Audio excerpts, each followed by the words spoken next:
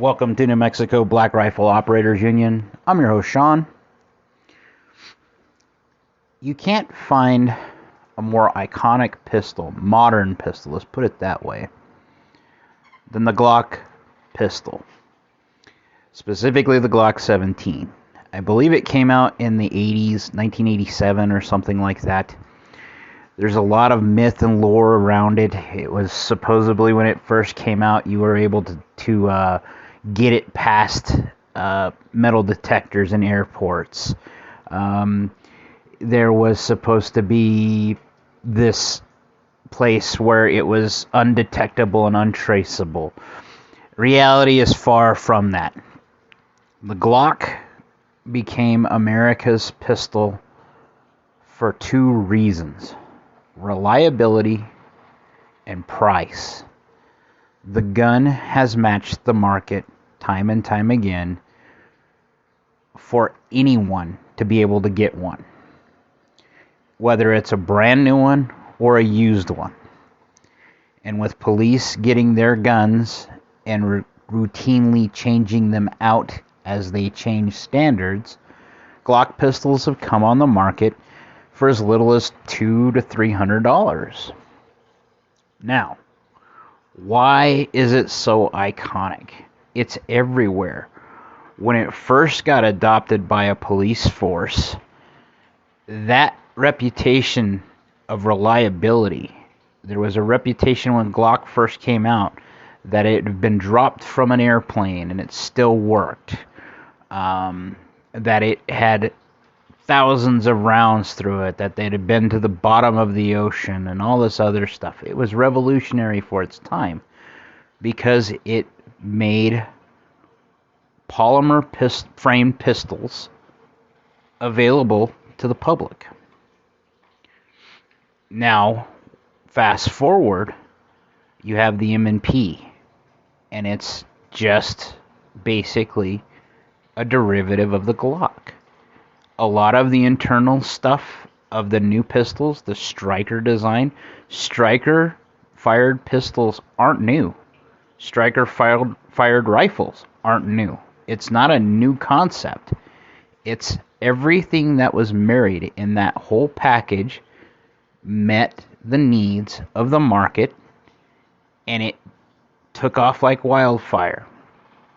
Now you had a gun with 15 to 17 rounds or 18 rounds of carry ammunition. This was supposed to help law enforcement equal the playing field. This came about in the 80s, 90s when they were transitioning from revolver pistols. The Glock took hold because the 1911 couldn't keep up with it, meaning you couldn't keep up capacity with weight, price, and availability. There were companies that were trying left and right to manufacture these guns, or manufacture guns for the market. And this all came about from an Austrian designer named Gustav Glock. I think that's Gaston Glock. There we go. I had to double check his name. Gaston Glock, who his original job was messing with polymers and building things to sell to the German, or not to the German, to the Austrian army. He had made some entrenching tools. He had made some like knives and stuff, solid objects with this manufacturing technique. Then he had heard that the Austrian army was looking for an Austrian-made pistol for service.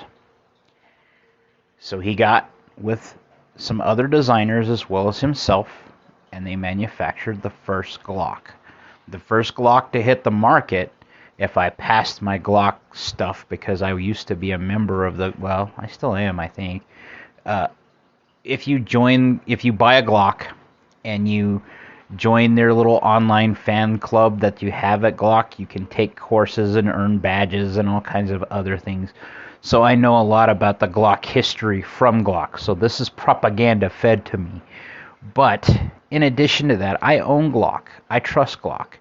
Glock to me, if I had to have one handgun, if I could only have one handgun ever for the rest of my life, it'd be a Glock 19. If I could carry one handgun everywhere, anywhere, if the federal government or the powers that be ever let me do that, that would be the gun I would carry everywhere, is a Glock 19. I am accurate with it. I am comfortable with it.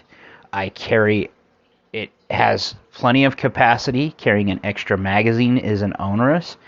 Yes, it's a little heavier nowadays compared to like a SIG, P365, but my Glock has 2,000 to 3,000 rounds through it. It is a known quantity. I know the pistol. I know the sights. I know the trigger pull. That is important to me. That's why it takes off in the law enforcement community.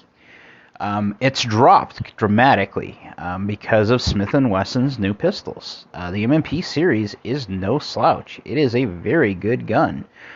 Despite what some people say, if you've actually shot one, actually handled one, and got to compare it, it seems to me, and this isn't about the M&P, but it seems to me to have a closer grip angle to a 1911.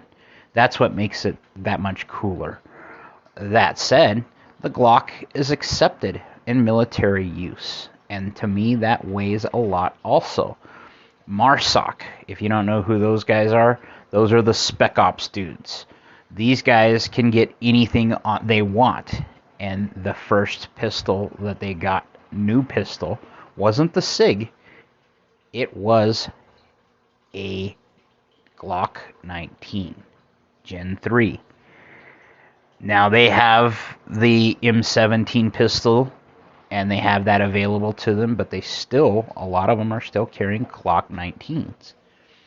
That same contract, the pistol that Glock replaced, was a 1911 that was specially made for MARSOC. So this is where Glock is just as iconic as the 1911. It is the pistol that is like the Honda Civic of cars, right? It is reliable. It always runs. You get what you pay for, and it will last forever. And if you needed one gun, one pistol, ever, and that's all you ever needed, that would do. Hunting big game is not its bag. But for that type of pistol or for that type of role, you're not going to use that pistol. Could you kill a deer with it? Absolutely. Could you kill an elk with it? Absolutely. You're going to have to be really close because of the caliber, not because of the gun. So I am a fanboy of the Glock Tupperware pistols. I see them as iconic. They've been in every movie. You can see it in cartoons like Rick and Morty now. If you check out the Meeseeks guys, in the episode where the Meeseeks box, one of the first episodes where they're trying to fix Jerry's swing, they are carrying Glock pistols.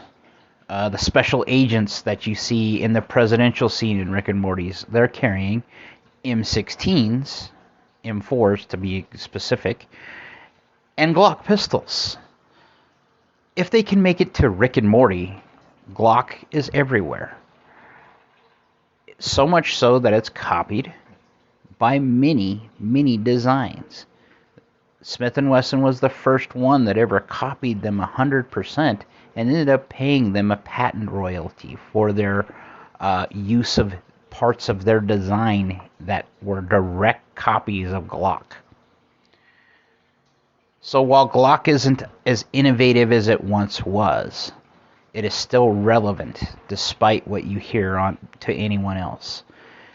And for a lot of people that sit there and say that the Glock 19 is a boat anchor and compare it to a SIG P365, absolutely, it's heavier. But is it a boat anchor? No. Is it useless? Absolutely not. Like, share, subscribe, be great.